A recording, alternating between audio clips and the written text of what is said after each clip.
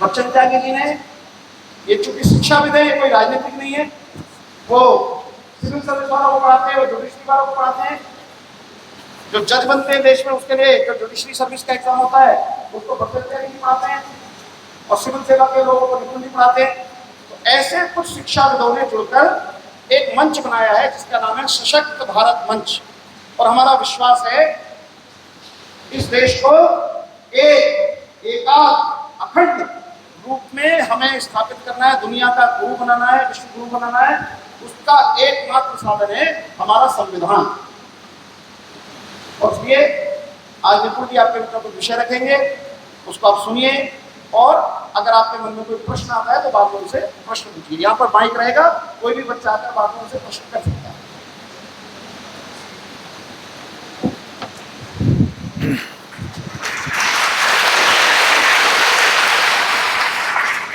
नमस्कार, जय हिंद। मंच पर उपस्थित मैं सभी गणमान्यों को अभिनंदन करता हूं, प्रणाम करता हूं। और आप सभी को देखकर मुझे अपना बचपन बार बार याद आता है, क्योंकि मैं भी कभी विद्या मंदिर में ही पढ़ा हूं।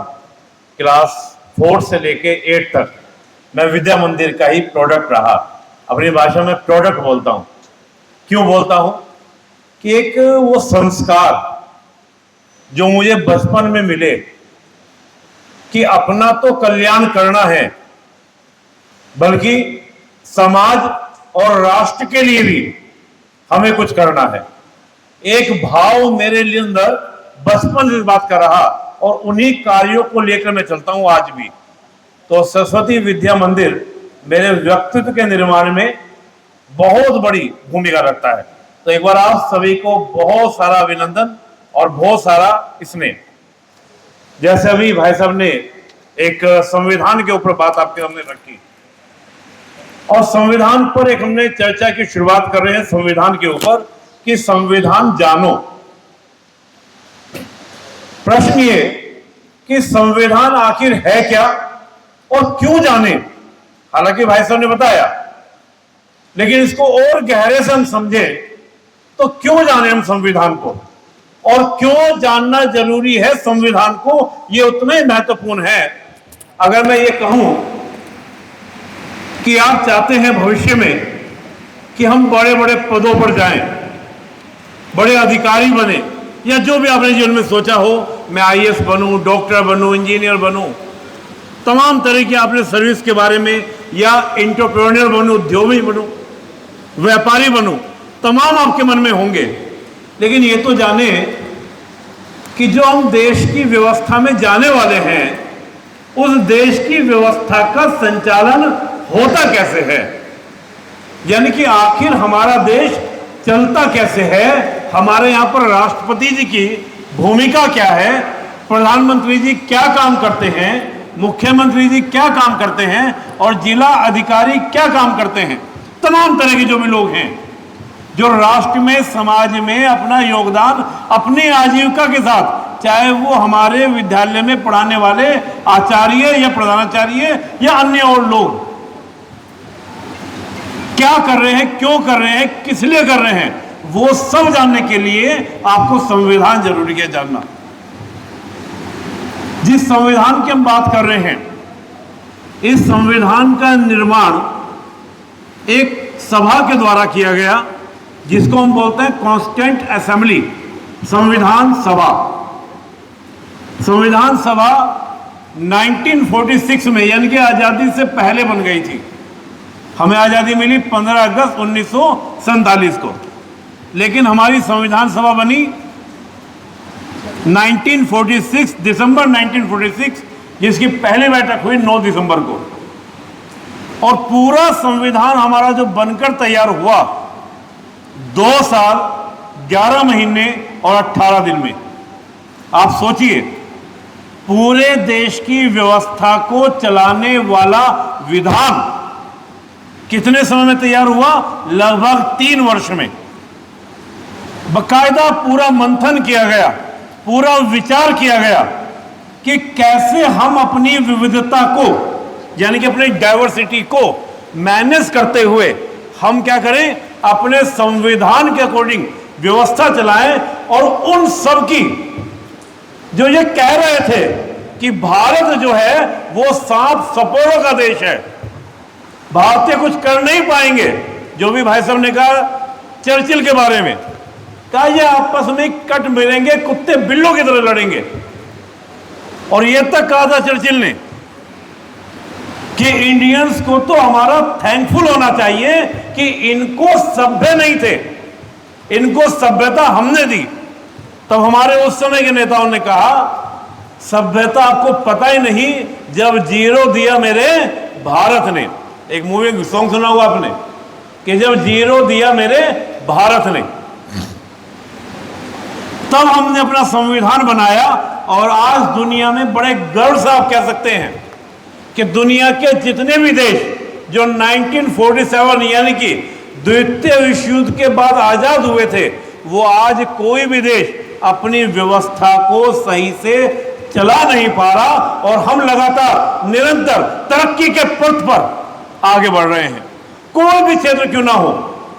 आज चौथे नंबर की अर्थव्यवस्था, दुनिया की दूसरे नंबर की मिलिट्री, दुनिया की तीसरे नंबर की हमारी थल सेना, वायुसेना, तमाम कई सारे पैरामीटर में हम आगे हैं जो दुनिया सोचती आखिर ये हो कैसे रहा है। आज हम लोग ये बोलते हैं, हमारे प्रधानमंत्री जी कई बार इस बात को बोले कि अगर दुनिया को जानना है कि इतनी विविधता के साथ रहना कैसे है, जिसको हम लोग बोलते हैं मॉडल ऑफ डाइवर्सिटी, आज दुनिया नहीं रह पा रही है। यूरोप में आप कभी सुनेंगे, अखबारों को पढ़ेंगे, न्यूज़ में पढ़ेंगे, फ्रांस, नीदरलैंड, स्वीडन, कई देशों में आए दिन वहां पर झगड़े होते हैं, राइट्स होते हैं। रीजन ये कि उनको साथ रहना आता नहीं है। हमारे प्रधानमंत्री उनको जाकर बोलते हैं कि अगर सीखना है साथ में रहना तो भारत में आओ, हम आपको सिखाएंगे what is the model of diversity, कि विविधता के साथ कैसे रहा जाता है और कैसे उसको जीवंत किया जाता है। विविधता की जब हम बात करें, हमारे यहां पर एक आधार पर विविधता नहीं है।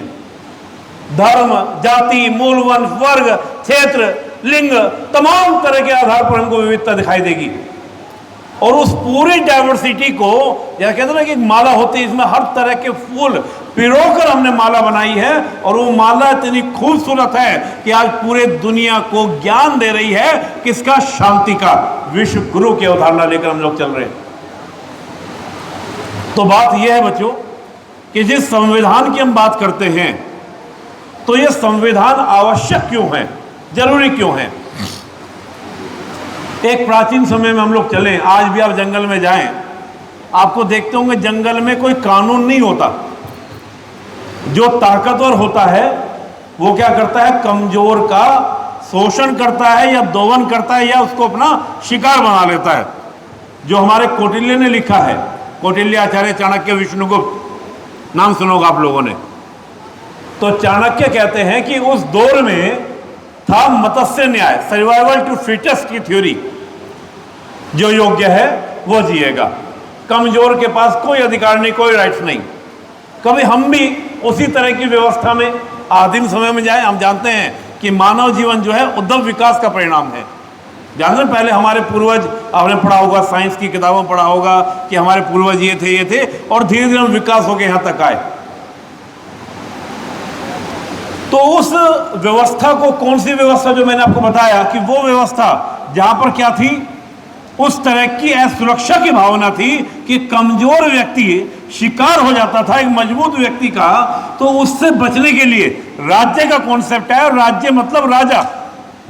आपने एक मूवी देखी होगी बाहुबली, और बाहुबली में जो किरदार था बाहुबली का, वो बोलते हैं, एक बार एक डायलॉग लगाते हैं कि अगर किसी ने देवसेना को छुआ तो मान लो मेरी तलवार को छुआ। याद आ रहा है?